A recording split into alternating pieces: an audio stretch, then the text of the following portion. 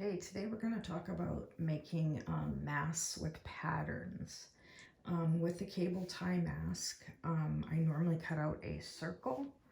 So when you cut out your full circle around, you don't really get the choice of how it's going to be on the mid seam of your mask. Okay, so we cut the circle out, and I'm just giving this idea to show you what it looks like difference doing your patterns this way, and then I'll show you a more specific way. So I always like my patterns to be up and down so that when people look at them, they're straight on. So I keep the fabric straight, and then I'm going to fold it in half and fold it in half again. So this is the normal way. I just make my regular masks anyway. So then we're going to cut it out. Okay, so when I do it this way, it basically makes the pieces, the top two are right side to right side and the bottom two are. So if you open it up, you'd see they don't match in the same direction. And the same with the bottom two, which is fine. Then what you're going to do is you're going to flip. So this is one side of the nose, you need the same curve. So you're going to take the two pieces that are upright, and then I take the two other ones that are down and flip them around. So there's your pattern. Now, when you put this together, there's not a lot of continuity in the pattern. Like there's no head, yeah, you get Dumbledore's name and you get Harry Potter, but when you sew it, that's going to get cut out. And similar with this, you're just going to put them together and I don't know, they're just not going to look as best as they could make. So now I'm going to show you the other way. So this is where you're going to take, I'm doing the XXL for example right now. Take my 13-inch circle, I'm going to fold it in half. And then I'm going to fold it in half again. And basically I'm taking a quarter of it to make this mat. And then you're just going to cut that out. Right, so out of that, we're just going to keep a quarter of a piece. Now we can come in with the same pattern, and I can decide which way I want my mask to look. And you have to remember, the piece that goes this way is the one side of your mask, and the piece that goes this way is your other. So you want to decide how you want your pictures to turn out. For the one side, I think I'm going to do Hermione and Ron. I'm just going to trace out that pattern.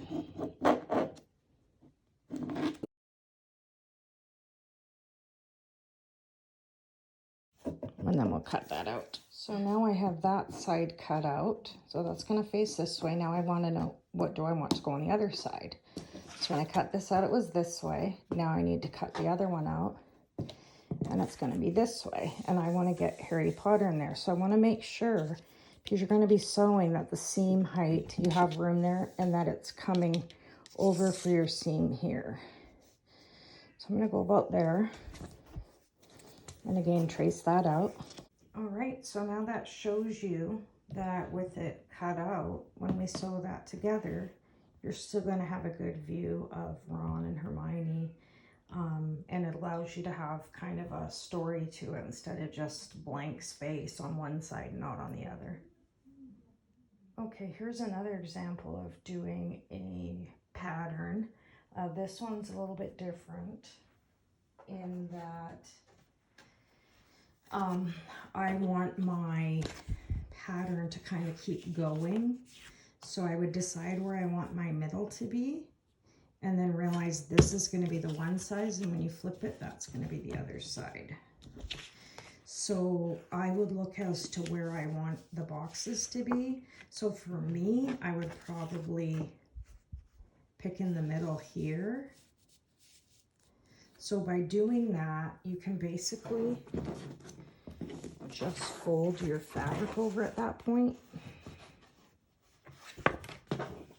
You can see there by flipping it, whether you've got it in the right spot. And then I'm just going to come in here, line it up, and then I'm going to trace it, and I'm getting my rounded edge up to here because that way that point really doesn't need to be cut out. It'll just stay together where it's joined. So you're just going to trace it out.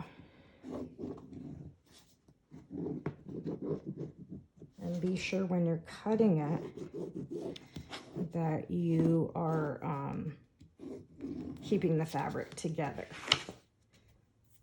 which is the way a lot of people do. So I'm just going to come here at the corner, cut it through. Then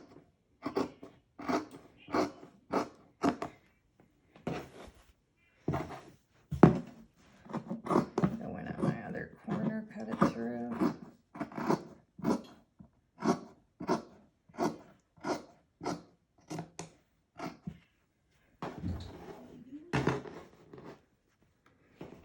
And then just carefully take your rounded part, keeping it together.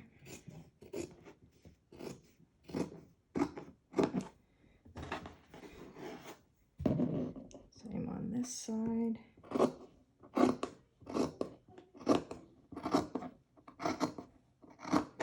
And then I just cut it up to that point.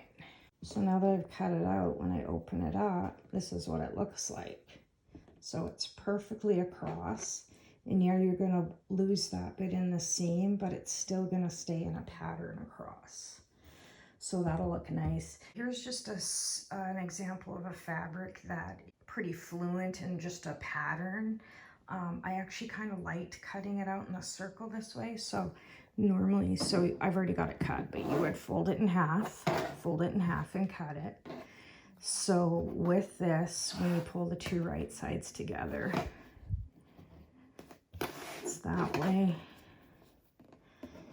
and that way.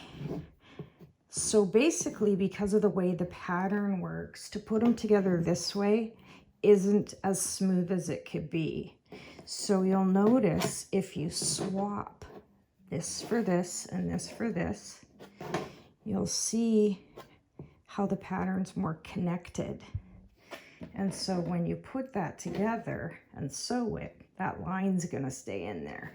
So those are kind of cool. You could have it, yes, go all the way this way and do it the way we did with the fold over material.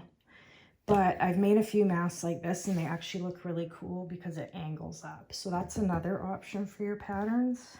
All right, so one mistake I made that I will let you know is I get on these pattern materials and I'm like, okay, what pictures do I want? So I line it up and I want Bambi, so I do Bambi, and then I want Sleeping Beauty, and then I want Jungle Book, Dalmatians. So I'm cutting them all out, but my mistake is I'm cutting them all out this way. So to flip it, that material would then make it upside down to get two pieces to match up.